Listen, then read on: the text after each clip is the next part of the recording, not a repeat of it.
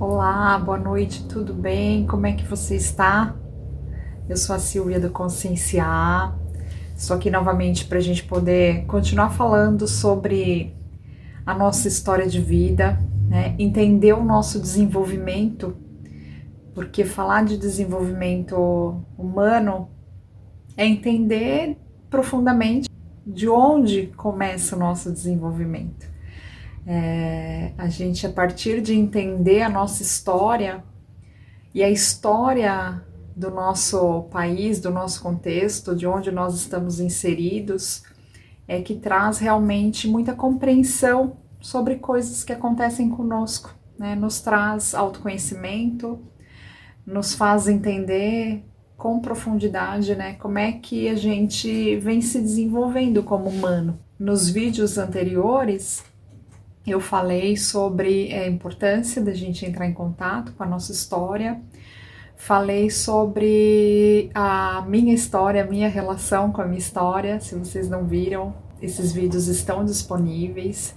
Falei também da importância da gente poder compreender os nossos pais e como que a gente começa a compreender os nossos pais, né? Então, quando a gente começa também a olhar um pouco da história deles, de como foi a infância e não só olhar para a história deles, mas para a história da humanidade, para a história da nossa ancestralidade, né? Porque são crianças que vêm passando por situações que causaram dores. Eu falei do aspecto do quanto do 0 ao 7, segundo a antroposofia, nós precisamos sentir que o mundo é bom. E como é que a gente consegue sentir que o mundo é bom?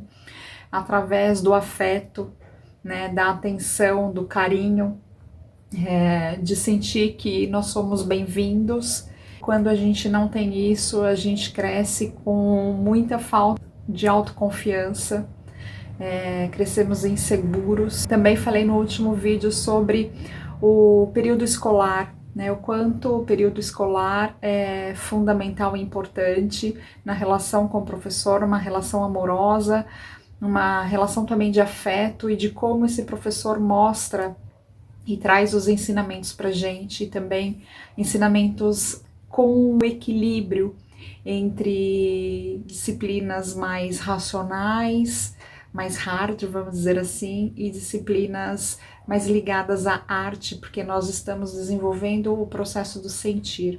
E hoje eu trago um pouco mais de conhecimentos que eu fui buscar para que a gente pudesse entender um pouco mais, né? Busquei para o meu entendimento e para o nosso entendimento, que é olhar um pouco sobre como era a relação das famílias com as crianças, né? Então eu busquei alguns artigos científicos da área da psicologia, trazendo uma retrospectiva desde a Idade Média sobre o que acontecia nesse período na Europa, em todos os locais. Predominava o poder paterno e as relações se baseavam em fatores como idade, virtuosidade, classe social, honra da linhagem, preservação do nome, integridade do patrimônio, né? Tinha essa questão mercantilista,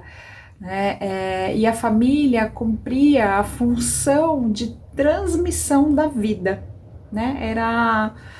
Você tinha filhos que pudessem te ajudar a preservar patrimônio, para trabalhar junto contigo.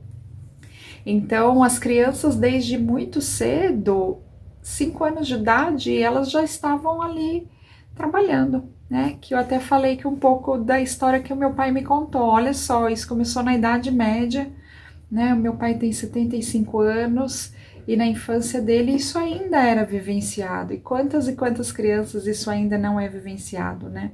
Então, naquela época, não se tinha tanto por essa questão de como a vida era vista, de como as pessoas eram vistas, se tinha muito trabalho ainda, se a gente for pensar, o trabalho braçal era ainda muito grande, Então, tinham-se filhos como um meio de ajudar nesse trabalho braçal. Eles não tinham tempo, né, para se relacionar da forma como a gente se relaciona hoje, com carinho, com afeto. Isso não era a principal coisa, não dava tempo, vamos dizer assim, né, porque tinha essa questão do comer, tinham outros interesses mais básicos em manter a vida, porque era uma época também que se tinha muitas pestes, né? Não uma quantidade de doenças, mas não tinha ainda toda a questão de higiene que a gente tem hoje, não se tinha ainda tantas descobertas em termos de saúde, em termos de higiene, né? De urbanização que nós temos hoje. Então, as pessoas lutavam muito por sobrevivência, né? As pessoas ainda viviam pouco, né? A expectativa de vida era bem menor do que a gente tem hoje. Então, a luta era por sobrevivência. E como a luta era por sobrevivência, imagina, não tem como, quando você está lutando por coisas básicas, você não sobe no segundo, terceiro degrau ali, que é a questão do afeto, né? Das relações com afeto. E mesmo assim, né, dentro da constituição humana, como não se tinha um estudo sobre isso, não sabiam o quanto que para a formação da criança, para que um adulto tivesse segurança, autoconfiança, uma parte emocional equilibrada, né? Não só emocional, mas a racional também, porque a parte racional de aprendizagem cognitiva, ela precisa da parte emocional, e não se tinham estudos de quanto isso impactava. Né? Então cresciam pessoas com muita carência, com muita agressividade, porque imagine você ser criança e você precisar dessa parte do afeto e não ter, né? Você precisar ser respeitada, ser ouvida e não ter isso. Então cresciam pessoas com muitas dores, muito duras, né? Tinha muitas, se a gente for pensar no aspecto fisiológico, muitas vezes elas tinham que ser duras, né? Inclusive nesses artigos falam que muitas mães elas não criavam vínculo com o filho porque era muito comum as crianças morrerem muito cedo. Muitas vezes por fatores que a mãe já tinha de falta de condições de higiene ou por precariedade na alimentação e em várias coisas. As doenças que surgiam não tinham antibióticos, remédios que são base hoje, não tinham algumas vacinas que são super importantes, né? E as crianças morriam muito cedo. Então, para evitar também esse sofrimento, as mães não criavam vínculo afetivo com essas crianças. Né? Então, imagine quantas gerações a gente vem vendo até chegar aqui, né? Quantas gerações vieram com todas essas dores. Então, agora chega o momento da gente poder olhar para isso, já que temos mais estudos, né? Muito mais pessoas falando sobre isso, trazendo o quanto o afeto é importante, o quanto essa questão do vínculo, dos pais estarem presentes, de a criança sentir que se qualquer coisa aconteça com ela, os pais estão por perto, né? Porque ela, quando criança, a gente depende totalmente dos pais. Então, isso pode trazer uma série de consequências para essa parte emocional, para um adulto seguro, autoconfiante, que consiga ter uma harmonia emocional. Por isso que é importante a gente conhecer a história, porque fica mais fácil a gente também compreender um pouco os nossos pais e conseguir perdoá-los, né? E conseguirmos também olhar para tudo isso e ressignificar, né, limpar essas dores da nossa infância, não se prender, achar que a nossa infância foi a pior de todas, mas que tudo isso vem vindo por gerações e mesmo que a gente, né, todas as gerações passaram por isso, não foi também à toa, né? Se teve aprendizados. Cada um de nós passa por uma história, não é para sofrer, a criança sente o sofrimento porque ela não tem a total compreensão.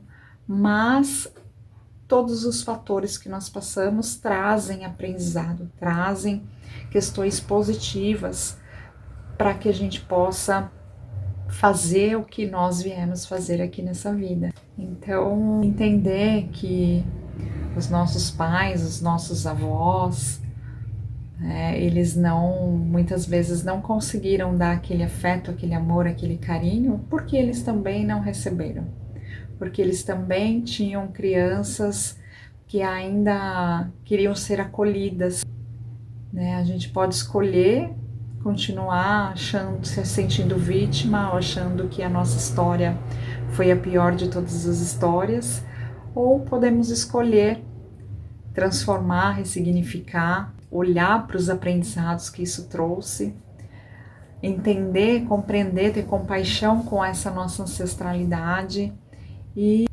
partir para um caminho mais pleno. E o conteúdo que eu estou trazendo é que a gente entenda um pouquinho mais. É claro que muitas vezes vai ser preciso sim ir buscar uma terapia, seja uma terapia holística, quântica, que trabalha muito também essa questão de limpar essa energia, essas tensões que ficam dentro de nós, uma terapia corporal, a própria psicoterapia, né, que tem várias linhas e que também contribui muito. E hoje em dia a gente já tem muitos postos de saúde, principalmente em São Paulo, possuem diversos tipos de terapias, constelação familiar, o Reiki, né? São várias terapias disponíveis. Cada posto de saúde tem alguns tipos de terapia, né? Inclusive psicoterapia também, terapia em grupo. Tem algumas universidades que também disponibilizam os alunos nos últimos anos também para atender com psicoterapia. Então, não tem essa questão de repente, a gente falar, eu não tenho dinheiro, eu não tenho acesso, né? Se a gente tem o interesse e se a gente for buscar algumas formas, a gente consegue fazer, né, ser atendido, ou consegue, se a gente estiver aberto a buscar essa cura de uma forma de querer realmente ressignificar, a gente vai encontrar uma forma de conseguir fazer. Eu também vou compartilhar abaixo desse vídeo quais terapias que já são aprovadas pela Política Nacional de Terapias Integrativas, e a gente também pode entrar no link de postos de saúde e verificar que tipos de terapias tem, ok? Então, muito obrigada, uma boa noite, até o próximo vídeo.